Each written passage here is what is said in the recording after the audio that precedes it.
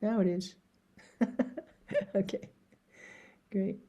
So I'm gonna, since we've been doing the Bodhisattva series, I'm gonna speak on. I'm going to talk about Tara today, and a lot from this book. This is by Khenpo Palden Cherub and Khenpo Tsawang Dogyal, and I studied with them in India many years ago, and they have a center now in upstate New York, and they've done like week-long Tara retreats for some years. So let's see. So I'm just going to start out with their opening introduction to Tara. And this is Understanding Tara at the Relative Level. And it says, Tara's life story starts by relating how she appeared in the world. One teaching explains how many eons ago, a princess named Yeshe Dawa, or Moon of Primordial Wisdom, developed the thought of bodhicitta by the grace of her vast devotion to the Buddhas of that era.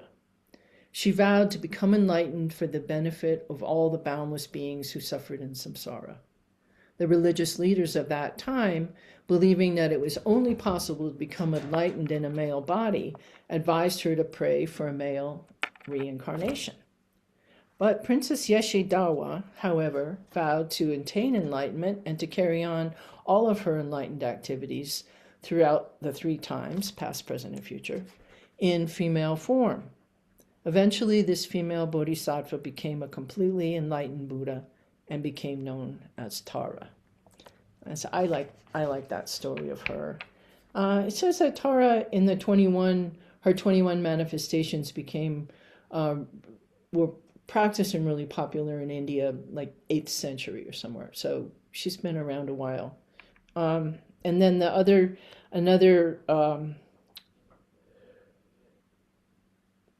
okay. So then we talk about the ultimate level of wisdom, that there's no distinction between male and female, but at the relative conceptual level, these distinctions are significant. The female, which is each type of physical system, male and female, has its own special strengths in developing our own realizations. So that's what he says. The female, which is the form that Princess Yeshe Dawa chose, manifests the absolute, open, and spacious nature of mind, which is why we call her the Great Mother.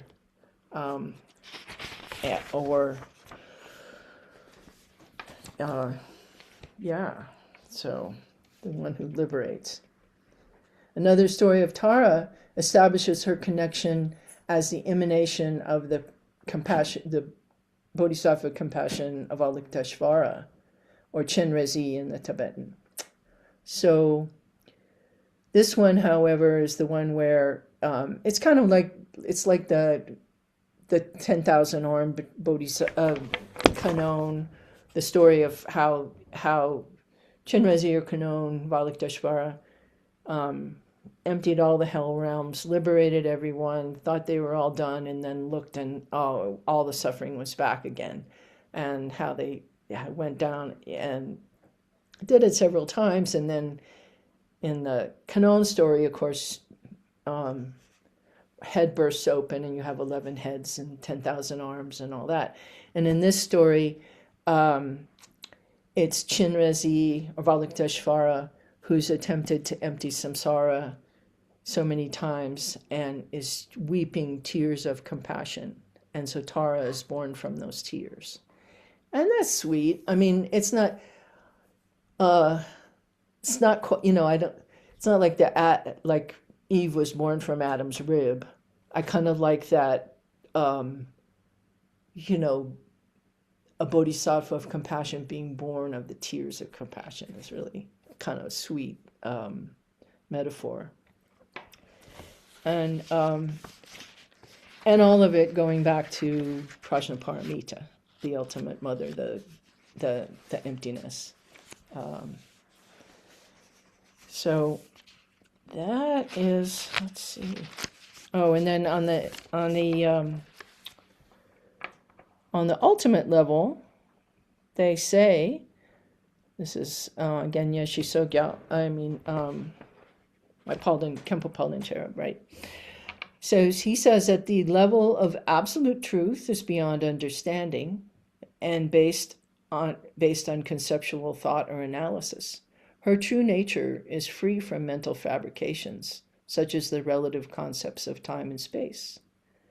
This is difficult to describe, so we're speaking of Tara as the Great Mother or the Wisdom Dakini.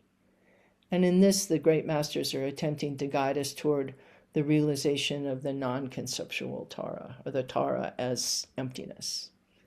So all the Bodhisattvas are that. They're just different forms, taking forms in skillful means.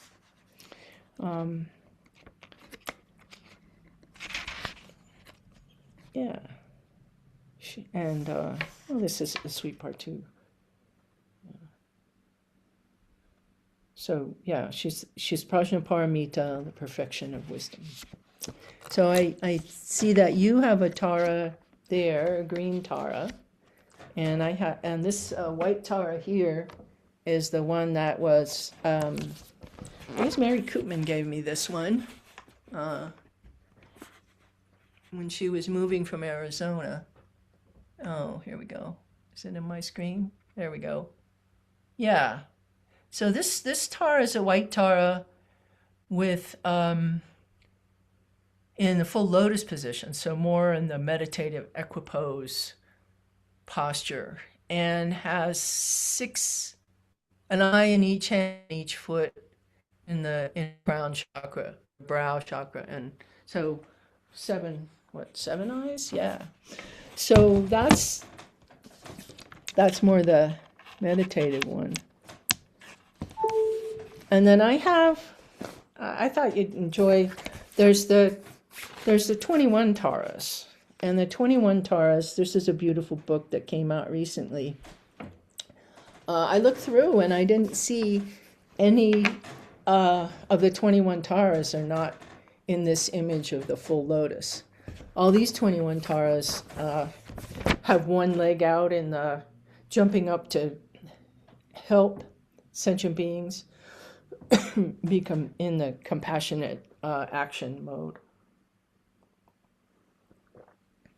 And traditionally, each one had their own kind of realm, like one would be particular for preventing of disease, another one is for children.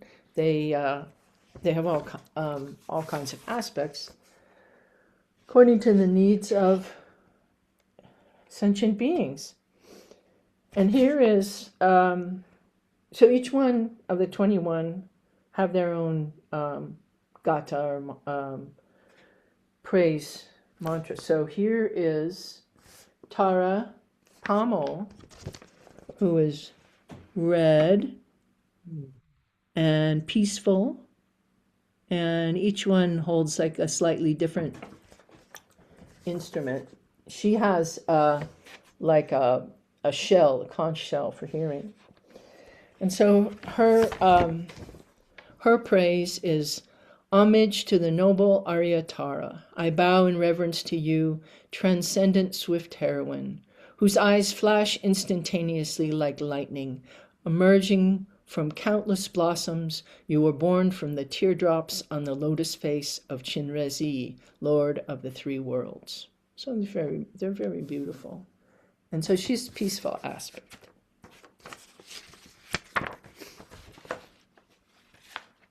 And here's Tara Loder Yang Chengma. Now she's white Tara, right? Yeah. So she's one of the white Taras. I bow in reverence to you, whose face is like 100 full autumnal moons combined, shining with the resplendent radiance of thousands of galaxies of stars. Gotta love it, right? And I read somewhere, I can't find the exact things, but of course, in Vajrayana practice, they take everything to the, nth degree.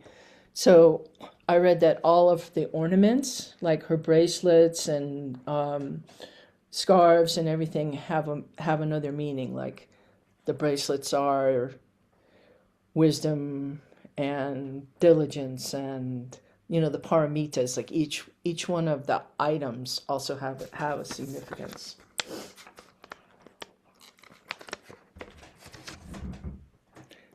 Here she is, golden white Tara. Oh, golden Tara. Here she is. Can everybody see this okay? Mm-hmm. Yeah. Okay, great. Okay.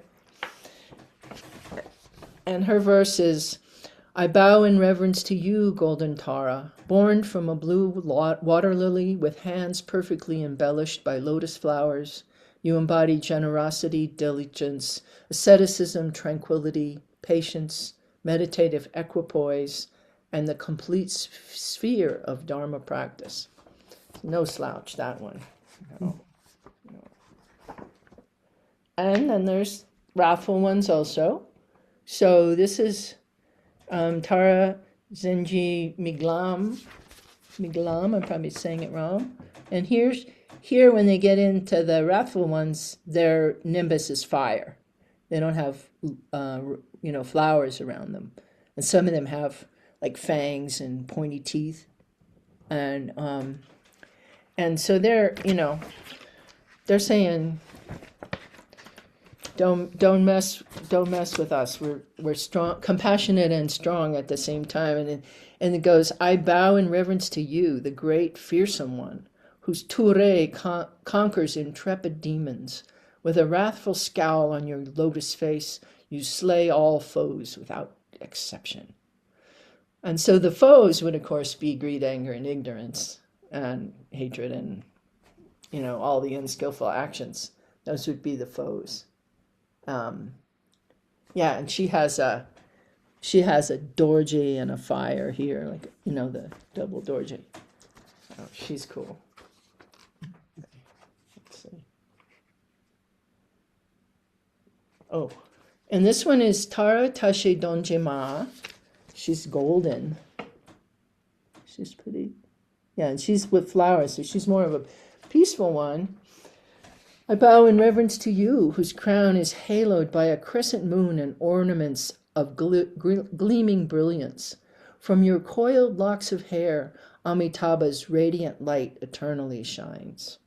So this is an aspect of all the Taras have Amitabha, right? A little Amitabha sitting on the crown of their head. And Amitabha is the Buddha of infinite light. I think we probably maybe talked about Amitabha already. But I love really Amitabha. I think I could be wrong about this, but I think that Amitabha is the Buddha in the Pure Land sect. Or you can pray to Amitabha and be reborn in Tushita heaven in Amitabha's Pure Land.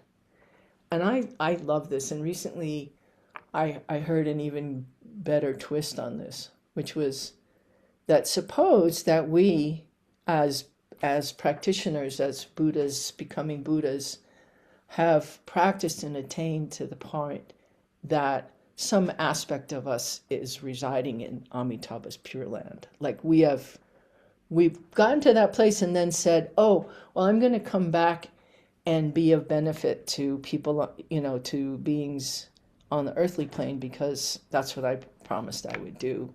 And so I kind of like to think, oh, well, maybe there's some especially when it's a tough day, maybe there's some aspect of me that's hanging out in Amitabha's Pure Land, just, blissing out. So I do love Amitabha. So yeah, in the visualization of Tara, that part of it is that you're visualizing the light of Amitabha streaming down, purifying. Yeah. So here. Oh, here's a good one. Tara Tronyer Chenma. She's another wrathful one, blue. The dark blues and the dark reds are often the wrathful ones and have the fire ring around them. And what does she have?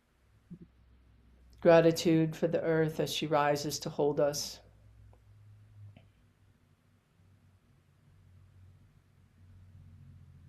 We can imagine that we're in a beautiful space, the air gently on our cheeks, maybe fragrant blossoms coming down.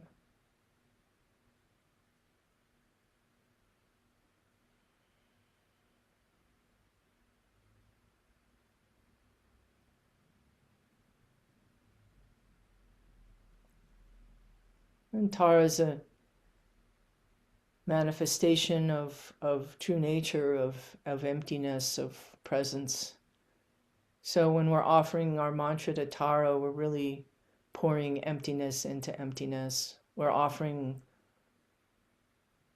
suchness to suchness, right? So can imagine, feel, visualize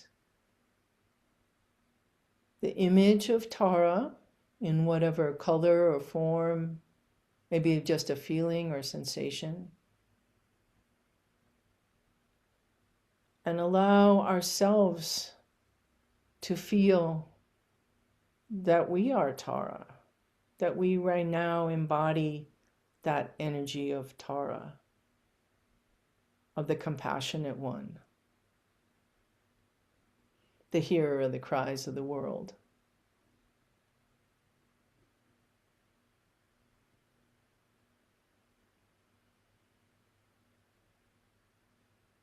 And allow, in whatever way comes to you,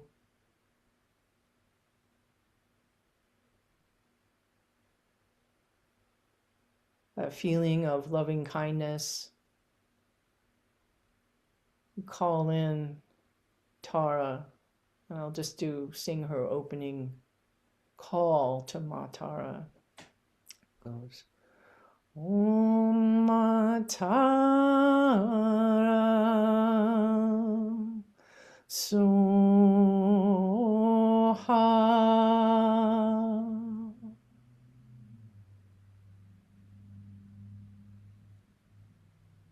Om Ma Tara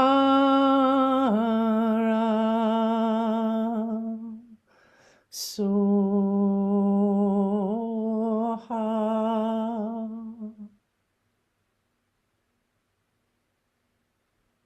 Om Ma Tara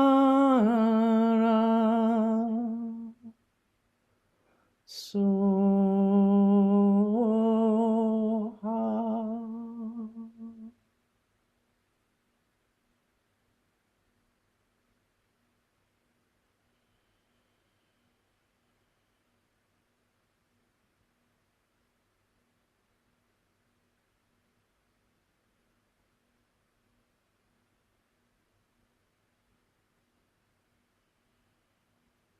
And just allowing whatever presence or image, feeling of loving kindness, compassion, well-being, that the Buddhas, Bodhisattvas, Tara in all her forms are around us, helping us see if we can allow that feeling of loving kindness and care to really soak into our being.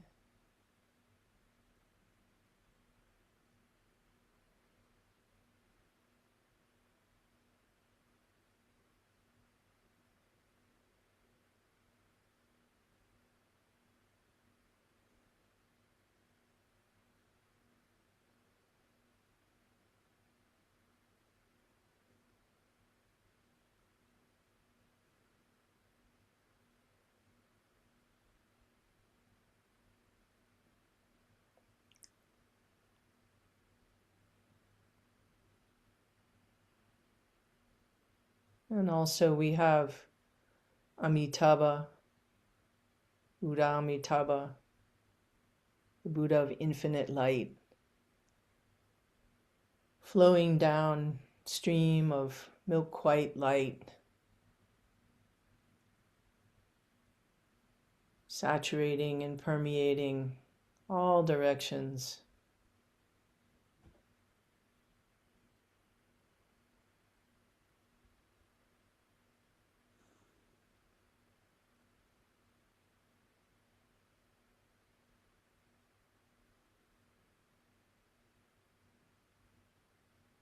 Just allow a sense of awakened care, compassionate kindness to fill our being. And I'll just chant for a little while. You can chant along if you know it. Goes. There's slightly so many different ways to chant her mantra, so we'll just do this one. Tare tu re, soha. Tare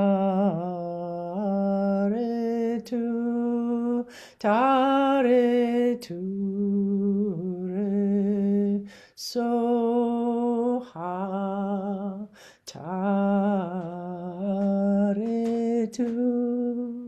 Tare tu re, soha.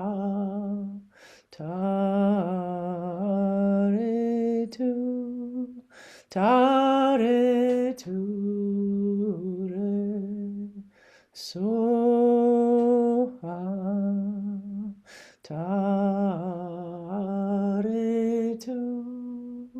Tare tu re, soha.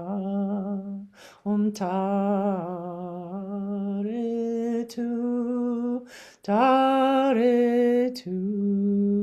re, soha. Tare tu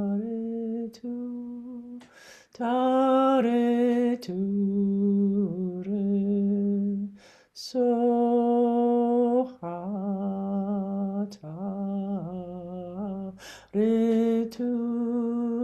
Tare tu re, soha.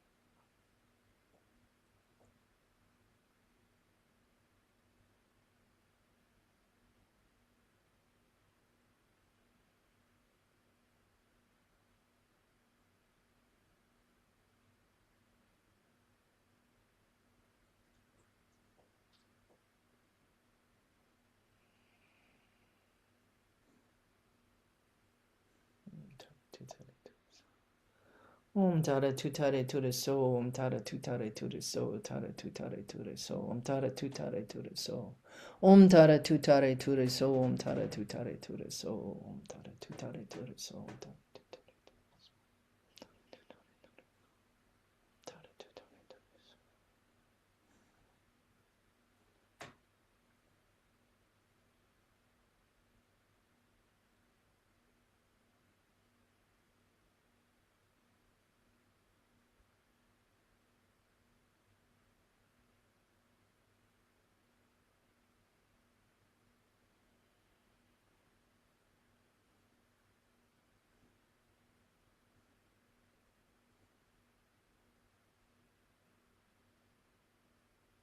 And then to close the practice, you just allow whatever image or visualization, any color, form, light, all of the Buddhas and Bodhisattvas around us, even our own body, we just allow that all to dissolve into spaciousness, spacious awareness. Just come to a point of light in our heart space, where we can just sit in equipoise, sit in zazen practice, being for a few moments, a few breaths. We'll just stay right here.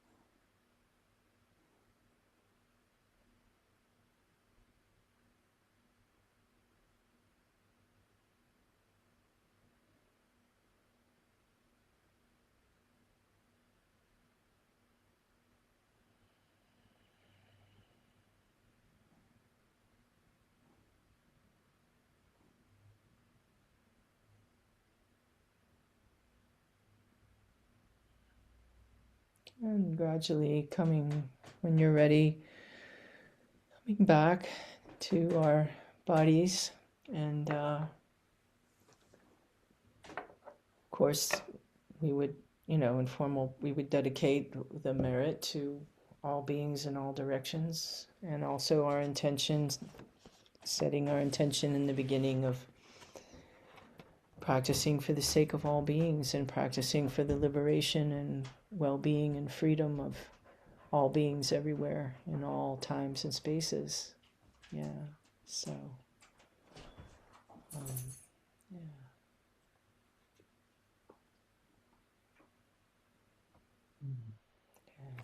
Okay. Yeah, so I think Chris spoke, I don't know, a week ago or so about Joriki and Toriki, the idea, more Zen practice idea of Joriki being our internal energy, our effort and will, and then the Toriki being the from the spheres, more the outside aspect. And I think that it was something, in my early Zen training, we didn't have much of the Toriki, the outside aspect coming in. And I think it's really wonderful devotional practice. Lets us be bigger than ourselves. Even though, we are encompassing everything, it still reminds us to ask for help. Ask for help. So, yeah. So good. Well, we have a few minutes. Do you want to just all talk together about experience or questions? I mean, it seems like we're just such a small group that we might as well just to Idea. Yeah. yeah, just anything comes to mind or want to reflect or anything. Yeah. Yeah, Susan. Yeah. In my early training,